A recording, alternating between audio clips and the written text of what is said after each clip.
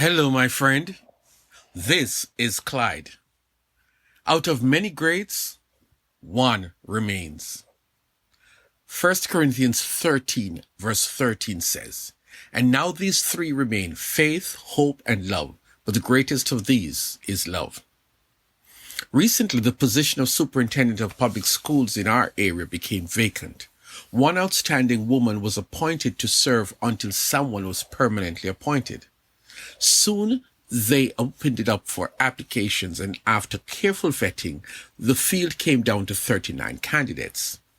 Through a rigorous process of elimination, that field was further narrowed down to 4 strong candidates, 3 men and a woman. Then another round of vetting, and it came down to 3.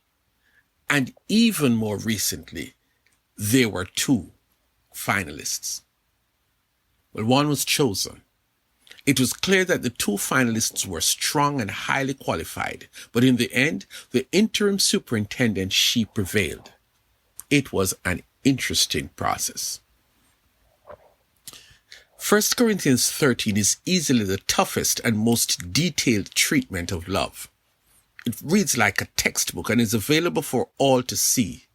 Love competes. It has to, because in life we can find attributes and characteristics that are great, outstanding, desirable. It starts off with a parade of attributes, and there are 4 main candidates. The first top candidate is the one who is popular among the people. This candidate is charismatic, has the gift of persuasion, and can mesmerize an audience with his communication skills. Surely he can be tops, right?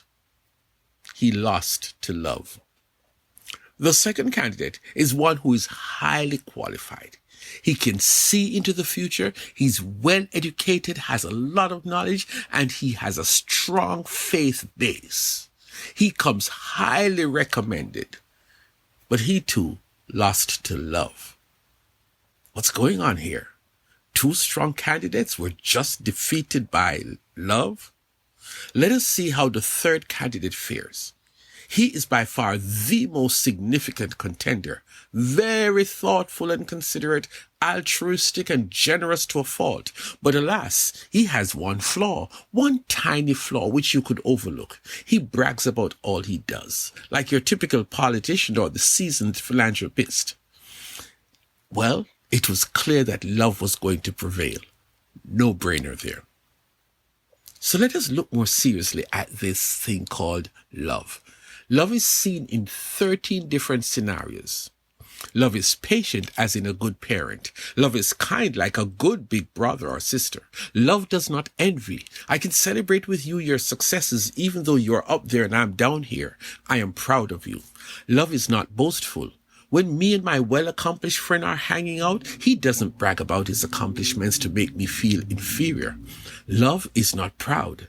This pastor who heads a great church and loves his flock, but you never see him behaving as if he's better than the least member of his congregation.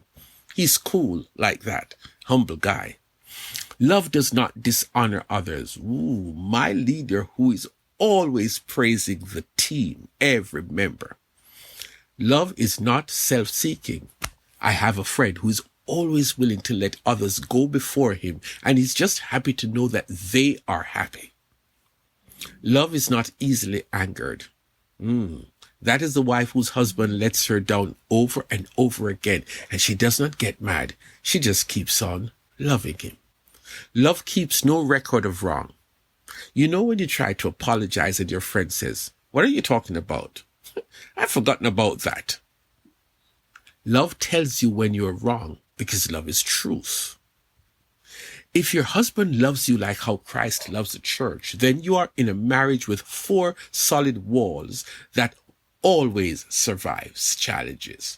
The wall of protection, the wall of trust, the wall of hope, the wall of perseverance. You live inside these 4 walls and you have a solid relationship, always.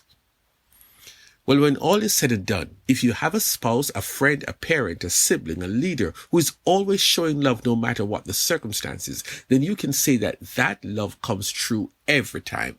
That love you experience from that person never fails, always reliable and true to the word. You see, there are many good things in this life, including prophecies and speaking in tongues. These are some people who are strong in their faith, but those admirable and valuable features that they can end because they will eventually give way to the presence of God.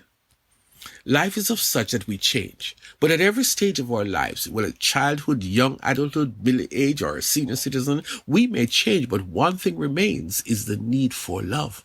We need the love that makes us feel special. We need the love that lets us know that I will never leave you nor forsake you. We need the love that says, I will protect you even when you're going through the most difficult circumstances. We need the love when all around you seems hopeless, when the storm is raging, when you can't seem to find your way. We need love.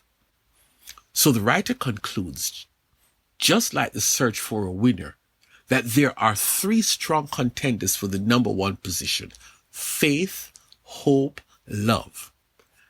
Examine them carefully. Which one means most to you? The answer is undoubtedly love. Why is that so? Why does love prevail over all others? Here is the answer. God is love.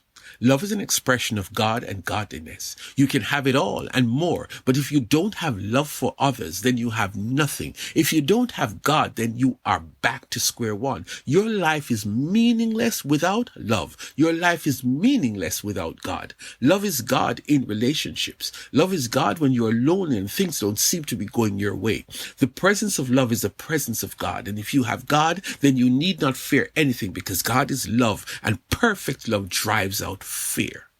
The greatest of all, my friend, is love. The greatest of all is God.